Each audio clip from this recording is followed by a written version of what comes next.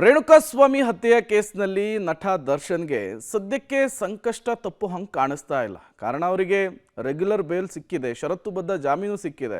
But ಅದನ್ನು ಪ್ರಶ್ನೆ ಮಾಡಲಿಕ್ಕೆ ಸುಪ್ರೀಂ ಕೋರ್ಟ್ಗೆ ಹೋಗಲಿಕ್ಕೆ ಈಗ ಪೊಲೀಸರು ಸಿದ್ಧತೆಯನ್ನು ಮಾಡ್ಕೊಂಡಿದ್ದಾರಂತೆ. ಇದೇ ವಿಚಾರಕ್ಕೆ ಈಗ ಹಲವು ವಿಚಾರಗಳು ಕೂಡ ಬೆಳಕಿಗೆ ಬರ್ತಾ ಇದೆ. ದರ್ಶನ್ ಸದ್ಯ ವಕೀಲರ ಬಳಿ 5 ಅಂಶಗಳನ್ನು ಡಿಸ್ಕಸ್ ಮಾಡಿದ್ದಾರೆ ಅಂತ ಹೇಳಲಾಗ್ತಾ ಇದೆ. ಹಾಗಾದರೆ ಈ ವಿಚಾರಕ್ಕೆ ದರ್ಶನ್ ಡಿಸ್ಕಸ್ ಮಾಡಿರುವಂತಹ ವಿಚಾರಗಳು ಯಾವುವು, ಅವರ ವಕೀಲರ ಜೊತೆಗೆ ನೋಡ್ತಾ ಹೋಗೋಣ. ದರ್ಶನ್ ಮುಂದಿರುವಂತಹ ಆಯ್ಕೆಗಳು ಅಥವಾ ಪ್ಲಾನ್ಗಳು ಈ ರೀತಿಯಲ್ಲಿದೆ.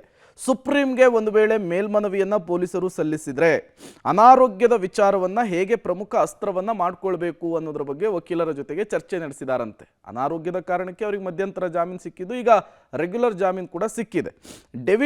ಡೆವಿಲ್ ಸಿನಿಮಾ ಏನಿದೆ ಅದು ಅರ್ಧಕ್ಕೆ ನಿಂತಿದೆ. ಶೂಟಿಂಗಿಗೆ ವಿದೇಶಕ್ಕೆ ಹೋಗಲಿಕ್ಕೆ ಅನುಮತಿ ಕೇಳೋದು, ಮೊದಲು ಬೆಂಗಳೂರಿನಲ್ಲಿಯೇ ಇರಬೇಕು ಅನ್ನುವಂತಹ ಷರತ್ತಿತ್ತು. ಅದಾದಮೇಲೆ ಕೋರ್ಟ್ಗೆ ಮನವಿ ಮಾಡ್ಕೊಂಡು ಈಗ ಮೈಸೂರಿಗೆ ಹೋಗಿದ್ದಾರೆ. ಈಗ ಶೂಟಿಂಗ್ ನೆಪವನ್ನು ಹೇಳಿ ವಿದೇಶಕ್ಕೆ ಹೋಗ್ಲಿಕ್ಕೂ ಕೂಡ ಒಂದಿಷ್ಟು ಪ್ಲಾನ್ ಮಾಡ್ಕೊಳ್ತಾ ಇದ್ದಾರಂತೆ.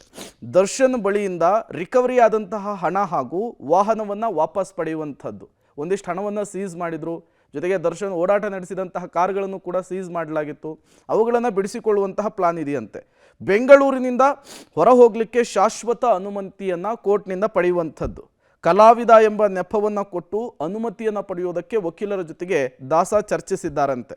ಶೂಟಿಂಗ್ನಲ್ಲಿ ಬ್ಯುಸಿ ಇದ್ದು ನಿಗದಿತ ದಿನಾಂಕಕ್ಕೆ ಕೋರ್ಟ್ಗೆ ಹಾಜರಾಗುವುದರಿಂದ ವಿನಾಯಿತಿ ಪಡೀಲಿಕ್ಕೂ ಕೂಡ ವಕೀಲರ ಜೊತೆಗೆ ಚರ್ಚಿಸಿದ್ದಾರೆ. ನೋಡೋಣ ಏನೆಲ್ಲ ಬೆಳವಣಿಗೆಗಳಾಗುತ್ತೆ ದರ್ಶನ್ ವಿಚಾರಕ್ಕೆ ಮುಂದಿನ ದಿನಗಳಲ್ಲಿ ಅಂಥೇಳಿ.